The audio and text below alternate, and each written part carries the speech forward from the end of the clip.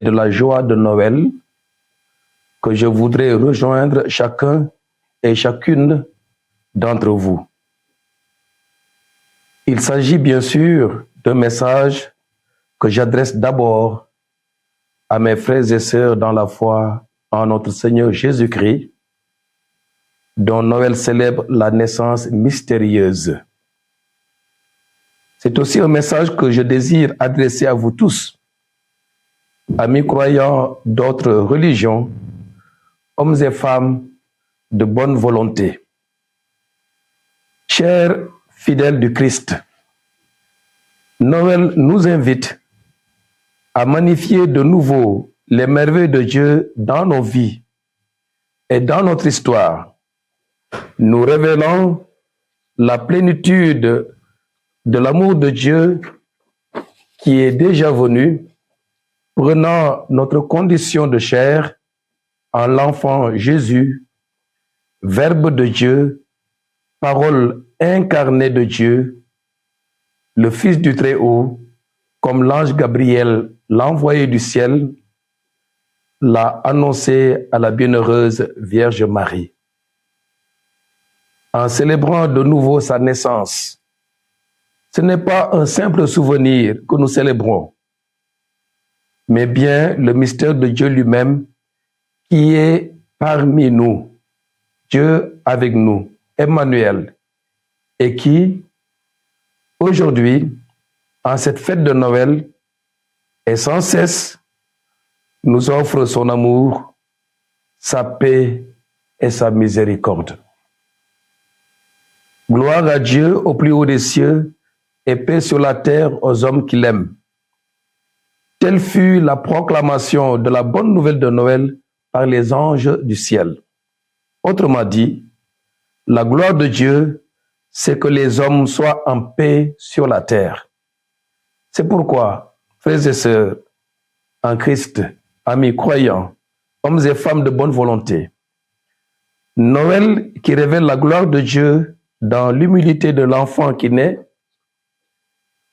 Noël, donc, rime avec la paix et fait naître l'espérance d'une paix véritable dans les cœurs, dans les familles, dans la société, dans notre pays et dans le monde, une paix fruit de la justice et de la vérité, une paix renforcée et pérennisée par le pardon et la miséricorde. Il nous faut tout d'abord accueillir ce message paisible de Noël, par lequel Dieu offre de nouveau à chacun et à chacune de nous sa paix, pour nous réconcilier avec nous-mêmes, lorsque ce que nous sommes n'est pas tout à fait ce que nous aurions souhaité pour nous-mêmes, pour nous réconcilier avec Dieu lui-même, lorsque, en tant que croyants, nous nous laissons aller dans les ténèbres du mal, au lieu de marcher dans la lumière de son amour.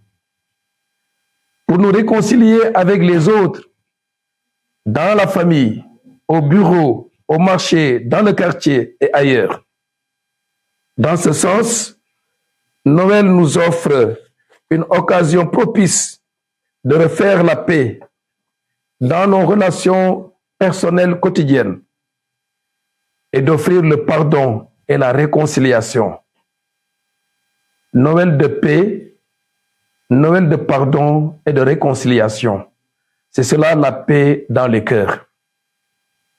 Mais il faut le dire, c'est notre pays et notre société tout entière qui ont besoin de la paix véritable que nous espérons en cette fête de Noël et pour laquelle nous prions avec ferveur. Nous prions pour la paix. Une paix dans notre pays et particulièrement en Casamance où le chef de l'État vient de lancer un appel en ce sens. Une paix dans la justice et la réconciliation. Une paix sociale dans les multiples tensions et les manifestations de violence que connaît notre société, dans nos quartiers, nos villes et nos campagnes. En effet, La violence physique et verbale. À la violence physique et verbale se joint maintenant la violence numérique qui se manifeste cruellement à la moindre occasion. Une paix entre les acteurs politiques qui devraient privilégier la force de l'argument et le sens absolu de l'intérêt général par l'ouverture, le dialogue et l'abnégation. Une paix à nos frontières qui nous appelle à la vigilance et à la prière pour tous ceux-là qui veillent sur notre sécurité. Une paix dans nos écoles et universités, lieux d'éducation aux valeurs humaines et de formation des jeunes déjà acteurs de notre destinée nationale, pour que la concertation prenne le dessus sur la confrontation. Une paix dans les océans, dans notre océan, pour qu'il finisse d'engloutir l'espoir nourri par la migration irrégulière et pour que les jeunes trouvent ici les conditions nécessaires à leur épanouissement. Une paix sur notre terre, ici au Sénégal et ailleurs, sous la menace des catastrophes naturelles dues au changement climatique. Une paix mondiale dans tous les foyers de tensions et de conflits armés. Bref, une paix universelle et cosmique. Voilà, frères et sœurs, notre espérance et notre prière fervente en cette veille de Noël. Gloire à Dieu au plus haut des cieux et paix sur la terre aux hommes qu'il aime. Je pense évidemment à ces hommes et femmes, à toutes les familles qui vivent dans la précarité, tandis que d'autres se préparent à des dépenses incommensurables. Laissons-nous interpeller par le pape Léon XIV, qui nous invite à limiter les dépenses de Noël pour penser aux autres, aux plus pauvres, aux plus vulnérables et qui ne peuvent pas s'en sortir ou alors très difficilement. Bonne fête, particulièrement à vous, chers enfants. Et n'oubliez pas ceux qui n'auront pas de cadeaux, aucun cadeau entre les mains et qui ne peuvent même pas y penser à cause de la misère et de la guerre. Priez pour eux. Que cette fête de Noël vienne renouveler chez toutes les mamans la joie de donner la vie et le désir de la protéger. Que Noël redonne l'espérance à toutes celles qui voudraient bien, enfin, étreindre un nouveau-né dans leur sein. Que Noël apporte l'espérance d'un travail aux pères de famille, aux époux confrontés au chômage et au manque d'emploi. Que Noël renforce l'espérance et le courage des jeunes à inventer leur destin et à prendre en charge leur vie en toute responsabilité.